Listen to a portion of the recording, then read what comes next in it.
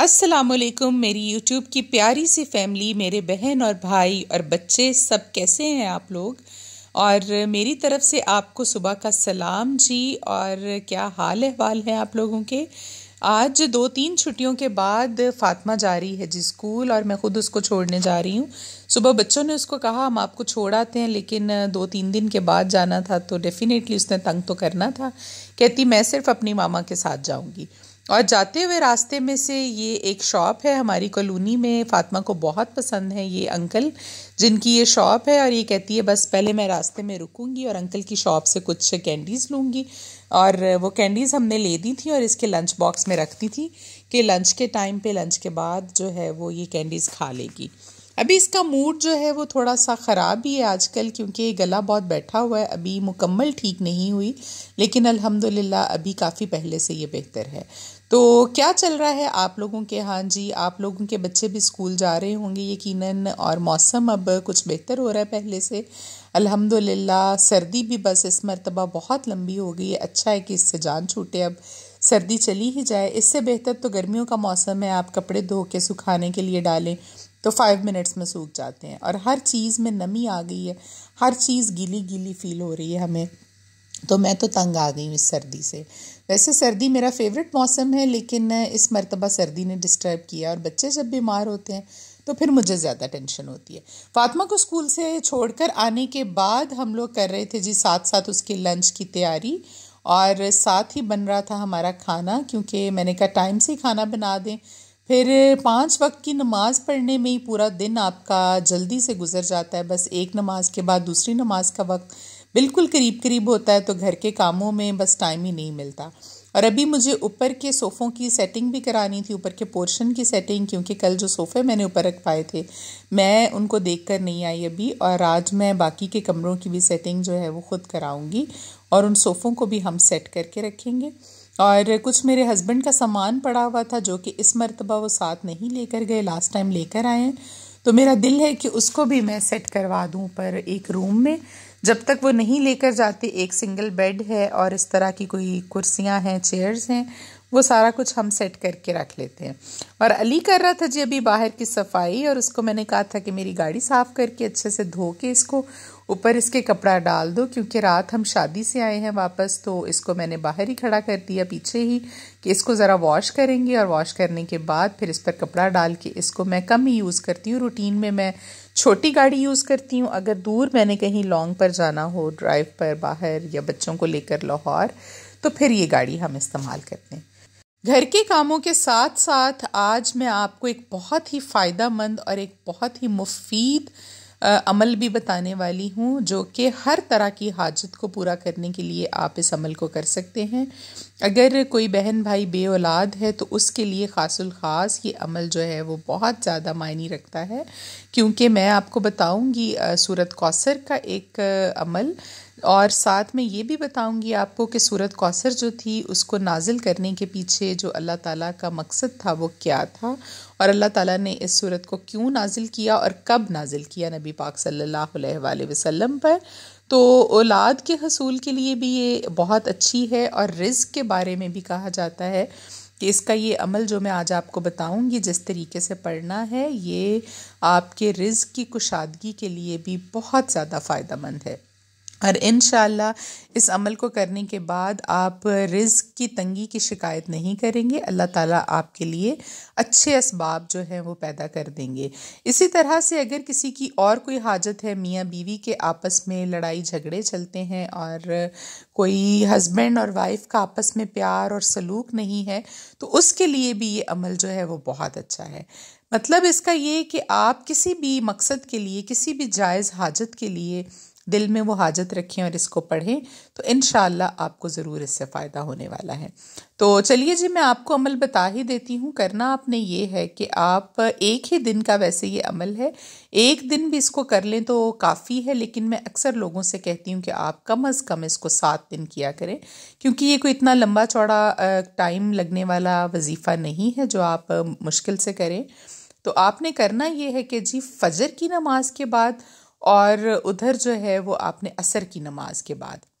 2 مرتبہ دن میں اس کو کرنا ہے. ویسے تو ایک دن بھی کر لیں تو یہ کافی ہے، لیکن اگر آپ کے پاس وقت ہو تو کم از کم اس کو 3 دن کر لیجئے، اور 3 دن نہیں تو 7 دن کر لیں تو بہت ہی بہتر ہو جائے گا.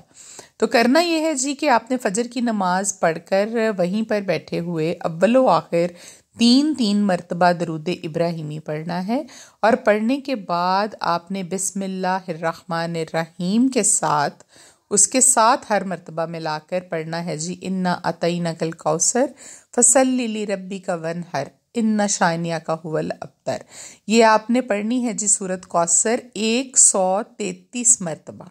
اور یہ بات آپ یاد رکھیے گا کہ جتنا میں بتا رہی ہوں اس سے ایک بھی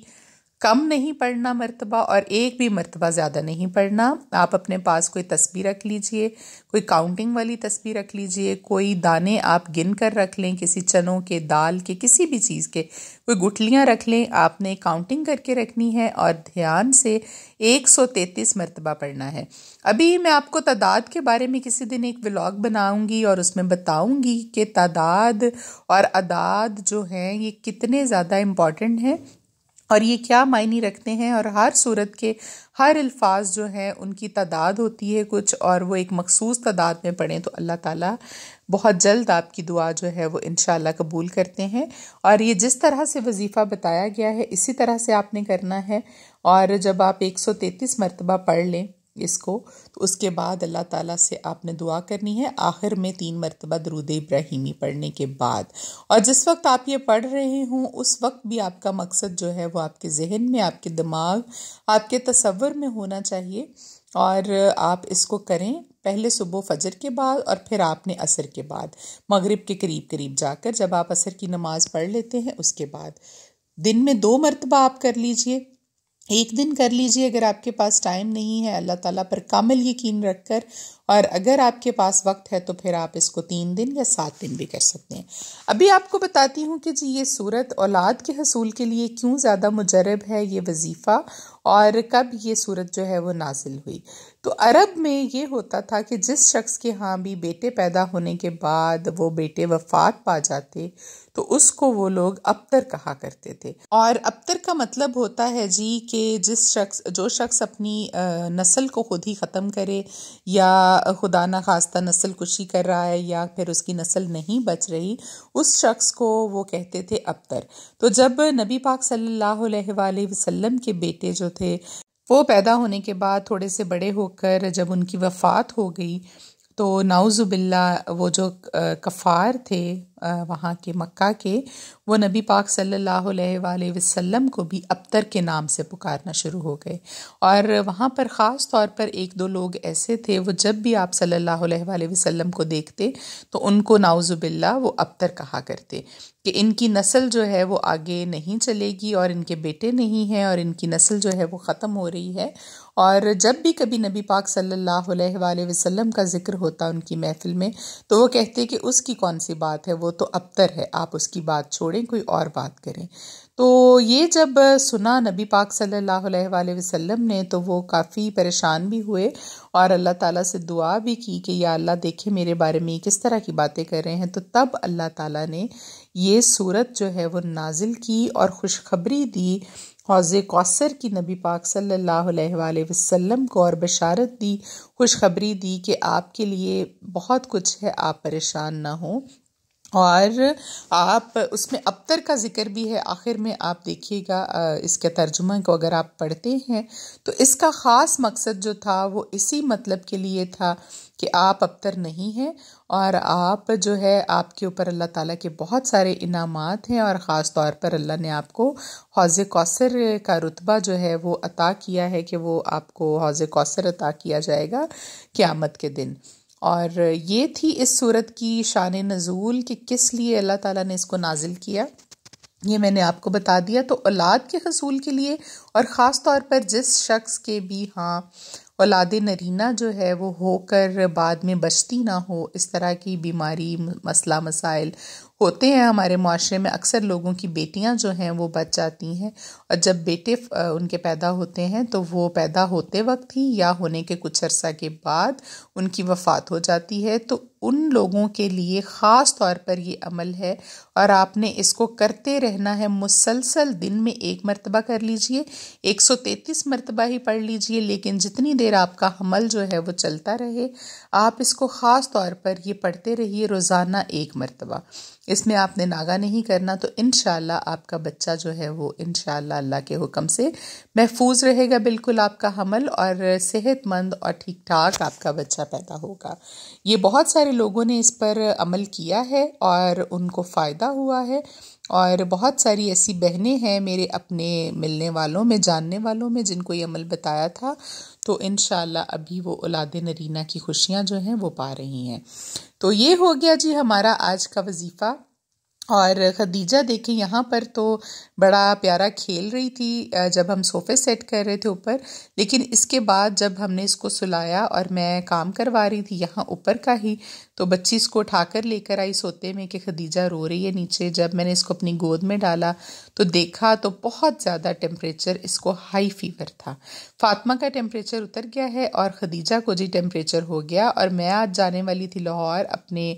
ڈاکٹر کے پاس، اپوائنٹمنٹ تھی میری، مجھے جانا تھا، لیکن عین اس ٹائم پر جب میں تیار ہو رہی تھی اور ان کو میں نے گھر چھوڑ کر جانا تھا فاطمہ کو، کیونکہ صبح اسکول جانا ہوتا ہے اور اس کی طبیعت بھی کوئی خاص ٹھیک نہیں ہے، تو اسی ٹائم پہ دیجا کو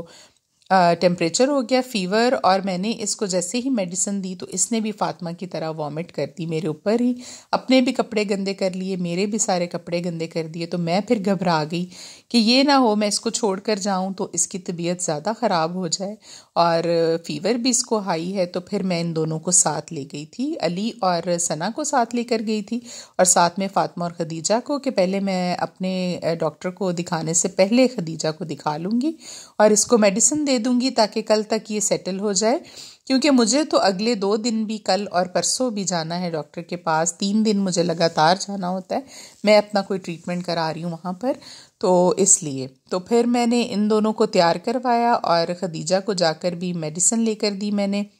ڈاکٹر کے پاس، اور پوری رات بھی آپ کو بتاؤں کہ یہ نہیں سوئی، میں ہر 4 گھنٹے کے بعد اس کا فیور جو ہے وہ اترنے کا نام نہیں لے رہا تھا، تو ڈاکٹر نے کہا تھا فیور کی صورت میں آپ نے اس کو ہر 4 گھنٹے کے بعد سوتے میں بھی اٹھا کر پیناڈول سیرپ جو ہے وہ دینا ہے 1 چمچ۔ تو پوری رات ہی میں اس کا سر جو ہے وہ چیک کرتی رہی بار بار، اور فیور کافی ہائی تھا۔ ابھی آج صبح اٹھنے کے بعد تھوڑا سا بہتر ہوا ہے، لیکن کل اس نے بہت ڈسٹرب کیا، اور بار بار گھر آنے کے بعد بھی، میڈیسن دینے کے بعد بھی وامٹ کرتی رہی ہے یہ، اور وامٹنگ کی میڈیسن اس کو دی ہے، اس کی بھی نوزی جو ہے وہ بہہ رہی ہے،